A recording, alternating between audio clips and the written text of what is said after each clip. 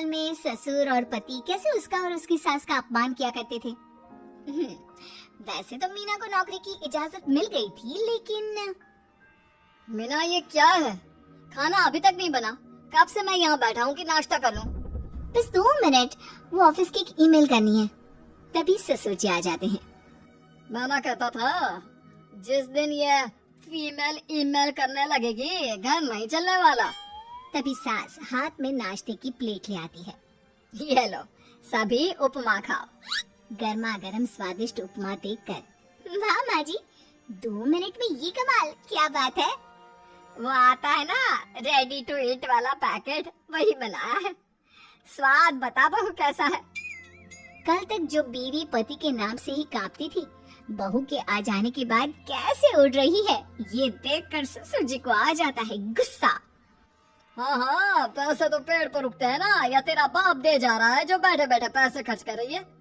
अरे जरा शरीर चला लिया कर, वरना पता है ना जब मेरा हाथ पड़ेगा तो कैसे काम करती है तू। बहू बेटी के सामने खुद का अपमान सास बर्दाश्त नहीं कर पाती और रोती हुई कमरे में चली जाती है।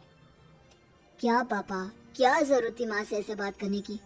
सुबह से कुछ नहीं खाया है, अब जब खाना आया तो रुला दिया आपने। चलिए देखते हैं माँ कहाँ गई। मेरे जूते भी ना जाए उस पागल औरत को देखने। अरे क्या गलत कहा मैंने? बस यही ना कि भाई पैसे बचाओ।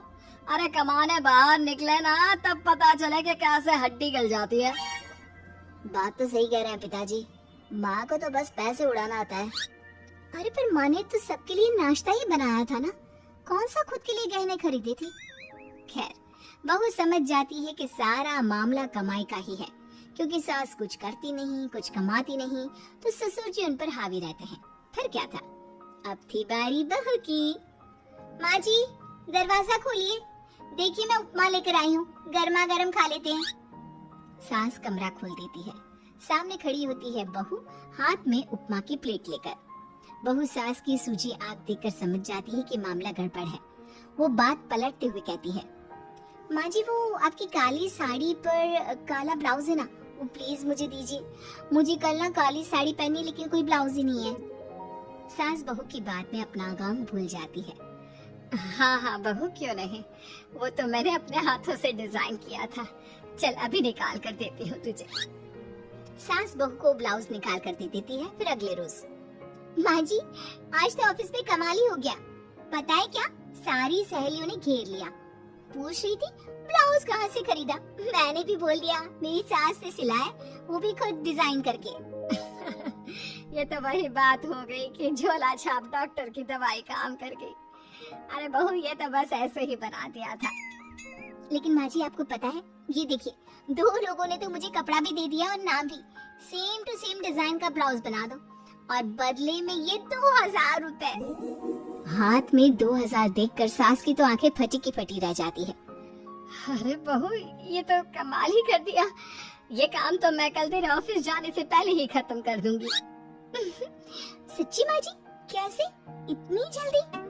अरे बहू, वो बस नाप है ना, उसी के आकार का काट काट कर डिजाइन ही तो देना है। ये तो मेरे बाएं हाथ का खेल है। अगले रोज बहू ऑफिस जाती है और फिर शाम को 2 ब्लाउज ले आती है। अरे बहू, क्या बात है, लेकिन इसके डिजाइन। बहू फोन में सास को डिजाइन दिखाती है।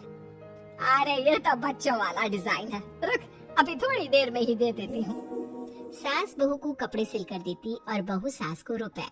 फिर एक रोज, माँ जी ये लीजिए कपड़े, लेकिन इसकी सिलाई मैंने ज्यादा ली है, तो क्या है ना हैवी काम है, तो मेहनत ज्यादा लगेगी ना आपको।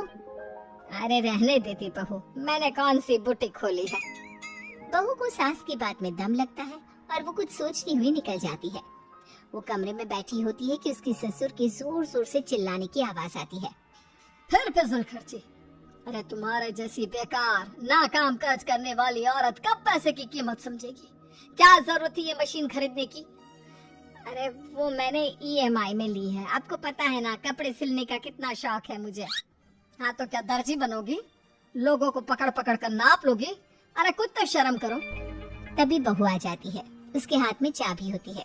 माँ जी ये चाबी, मैंने चौराहे में आपके लिए बुटीक खोला है, पैसा लोन से लिया है, तो काम करके आप चुका दें।